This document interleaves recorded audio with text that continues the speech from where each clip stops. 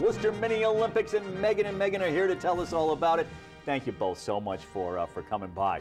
Now, you're the co-chairs of the Worcester Mini-Olympics. How long have you two been working together on this? This is for all the schools in Worcester, but how long have you two been working together on this? We've been working together 6 years. 6 years, yes. Great. So it's the 34 elementary schools, and it's, like you said, about 400 students that will be there. 5th and 6th grade. 400 students. That's fantastic. And this has a long history, right? I mean, yes. This goes back. This is going to be the 39th annual. 39th year. Yes. Oh, that's great. What was the original idea, Meghan, for this? I mean, you know, when they started this, it was because both of you are involved in physical education. Was it just to get kids moving? Yeah, 39 years ago, Jimmy O'Donoghue, who was a phys ed teacher on our staff, this was his idea, and he wanted to start and have a track meet for our students. And it started with a jumping event, running events, and it has carried on.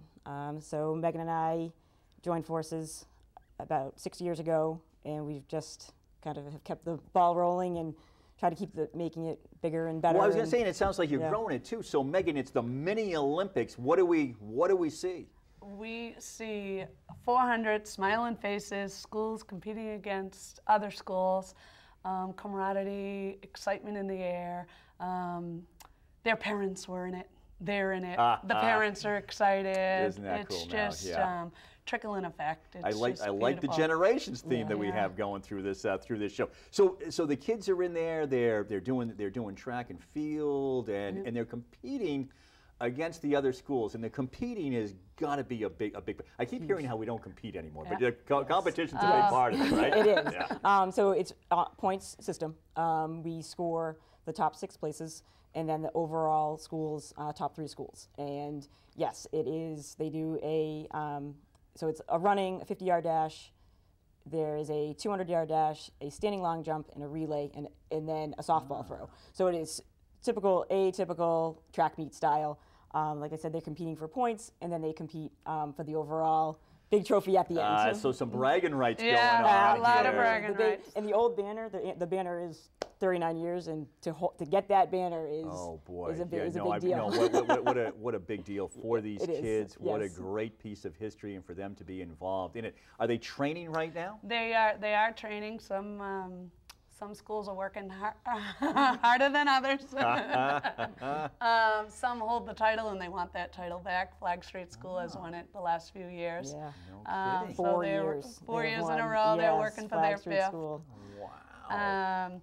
Something that's great too is some of the events start and they have the quarterfinals, and then they get to the semis, and then they get to the finals. So they're seeing the same kids, win their heats. It's all done by time.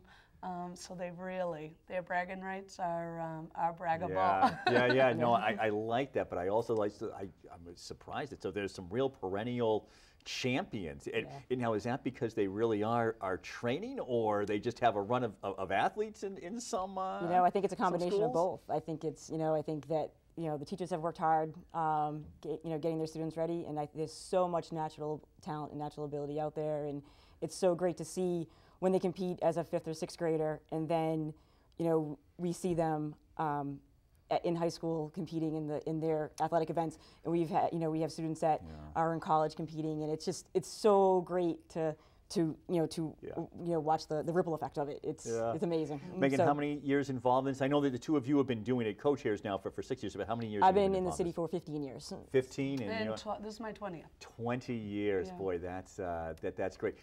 Tell me about that, the perspective. We'll start with 20 years first, and then I'll ask you the same question. But 20 years in doing this, we've talked about the kids, but I've got to believe that the teachers and the physical education teachers, they've got to be pretty excited about this as well. It's a wonderful day for our department.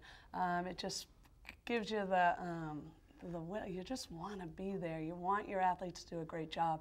Everyone's, it's the student athlete. Sometimes you're picking that child who just works so hard on your team over the fastest. They have to meet their grades. They have to be behaving in school. They have to do their homework. There are many different guidelines to be a part of this. Oh, all right. And it's just an opportunity for the phys ed teachers to show the pride of their own elementary schools. Isn't that great? Because maybe not every kid is going to make the baseball team or whatever that the case may be, but here they are, they can work hard and they can be at the Mini-Olympics. Absolutely, absolutely. And it's just, you know, having the community involved, and like Meghan was saying, it's just, such a great day for our students, for our staff. We have an amazing committee that, you know, works with us, and you know, it's our day. It's you know, it's that one day that we get and to be able to. I got it. Yeah, no, you just said it though. I mean, with you and the staff. I mean, there's a lot of work. Obviously, 400 kids all in one place. Yeah. God bless you, by the way. That's but that's fantastic. All running around and having fun. Listen, my last question for you here, and that is that almost 40 years now that you've been doing it. I've got to believe the physical education, all that I hear now, of course, is that kids want to go home and they just want to use their thumbs and they want to play the video games. This sounds great. I mean, here they are, they're training for it, they're getting ready, and then they're out there on the field. No, and that's the thing. It's, you know, we love to see the runners, we love to see the jumpers, we love to see the throwers, just to be able to showcase another side of them. It's just, you know, phys ed today is so much different than what it was back so many years ago, and we're just really trying to, you know, to promote that, promote the healthy living, to promote success in all different facets, and that's what we want to be able to see. And you know, we have so many people to thank, you know, for where we are today, and you know, with Worcester Fitness, and they are a huge sponsor of ours. Joe Santa Maria with Kill the Ball Media. They're just, you know, these people. We wouldn't be where we are today without any of those people. They've just really stepped up with us to help us. They are. It takes a whole lot of different partners. Thank you both for coming by and telling us so all about it. Thank you. Stick with us. We're going to tell you a little bit about Lyme disease straight ahead right here on the Hank Stolz Experience.